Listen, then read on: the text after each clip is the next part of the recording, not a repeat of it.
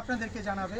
পরবর্তীতে তার লয়ার আছেন এবং আমাদের আমাদের সবার ভালোবাসার মানুষ, আমাদের এই কার্যালয় পরিষদের আমাদের সহসভাপতি আছেন, যিনি সবসময় অ্যাক্টিভ থাকেন এবং উনি নিজেও একজন আইনের লোক। উনি যতটুকু পারা যায় এই বিশ্লেষণ করবে আপনাদের সঙ্গে। দুজন তুমি বলো কিছু।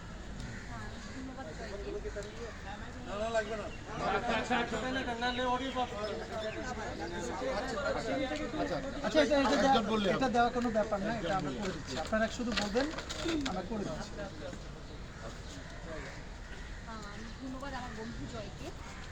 আসসালামু আলাইকুম সবাইকে, আন্তরিক অভিনন্দন আর আমার তরফ থেকে অনেক ভালোবাসা। আর আমার সাংবাদিক ভাই বোনরা আছেন, আমার বন্ধুরা আছেন, আর আমার পাশে তায়েব ভাই আছেন, আমার বন্ধু জয় আছেন, লয়ার আছেন, সনি আছেন। তো সবাইকে আমার অন্তরের অন্তঃস্থল থেকে মানে অনেক অনেক ভালোবাসা, যে আমার আজকে এই ক্রাইসিস মুমেন্টে, আজকে আমার এই বিপদের দিনে যে আমার পাশে এসে দাঁড়িয়েছে। আমার পাশে সবসময় ছিল, মানে হয়তো আপনাদের সামনে মানে প্রেস ব্রিফিং করেনি কিংবা আপনাদের সামনে এইভাবে বলেনি, বাট আমার মানে আমাদের সাথে ফোনে কথা হতো, পাশে ছিল সবসময়। আরেকটা জিনিস যেটা, সেটা আপনারা জানেন যে আমার সাথে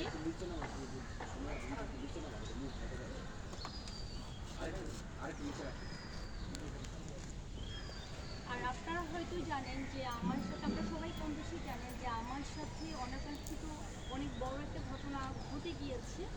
সেটার জন্য আমি ফার্স্ট টাইম আমি জিডি করেছি, তারপরে গিয়ে জিডির পরে 4 দিন পরে গিয়ে আমি একটা মামলা করেছি। মামলার পরে গিয়ে এটা আপনার আসামিকে অ্যারেস্ট করে আজকে সে ওটা 21 দিন সে জেলও খেটেছে। জেল খাটার পরে গিয়ে লাস্ট যেদিন আপনার 16 তারিখে এটার ইয়েটা ছিল, আপনার শুনানি ছিল, সেদিন আমি আসলে আমার লাইফ নিরাপত্তার জন্য সেফটি ফিল করিনি বলে সেদিন আমি মানে কোর্ট অব্দি যেতে পারিনি।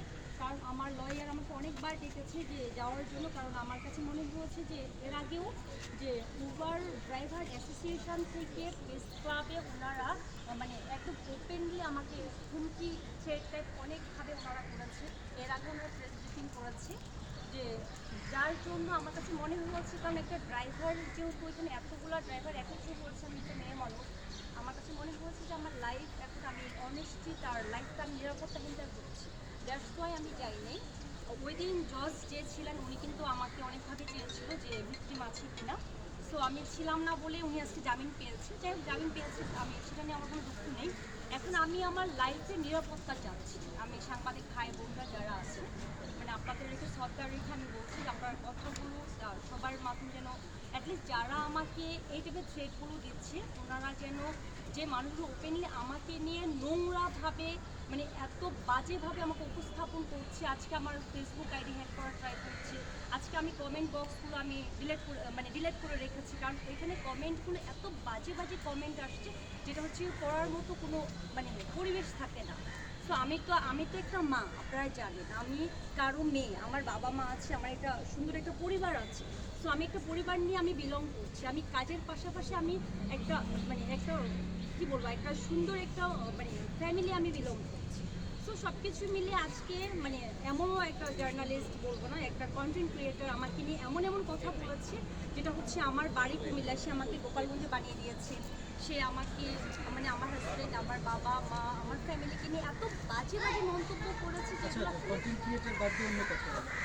মানে যেটা সবাই মিলে এটা নিয়েও হয়তো অনেকে শুনেছেন, আমি কিছু বলেওছি, বাট সব কিছু মিলে আজকে আমি মানে খুব বাজে একটা সিচুয়েশন ক্রিয়েট করছে। মানে আমি আমার লাইফটা নিয়ে খুব নিরাপত্তাহীনতায় ভুগছি। আর যারা আমাকে এই থ্রেটগুলো দিচ্ছে, আমি খুব শীঘ্রই যদি ওনারা আর নেক্সট টাইম আমি যদি ওরকম কোনো কিছু শুনি, আমি কিন্তু আমার মানে জিডি করতে কিংবা আমি মানে আইনের আশ্রয় নিতে আমি বাধ্য হব।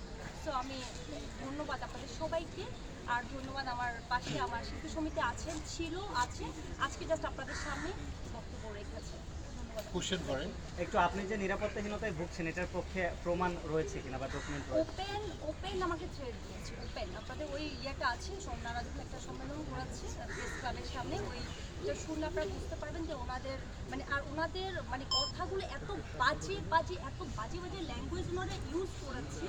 তো আপনারা এগুলো শুনলে আপনারা বুঝতে পারবেন যে ওনারা আসলে কী মানে কী টাইপের কথাগুলো আসলে বলছে। আচ্ছা, উবার চালকদের যে এটা ছিল ইউনিয়নটা, সেখানে প্রায় 1600 প্লাসের মতো উবার ড্রাইভার রয়েছে।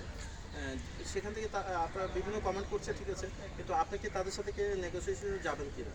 এটা তো আসলে আইনের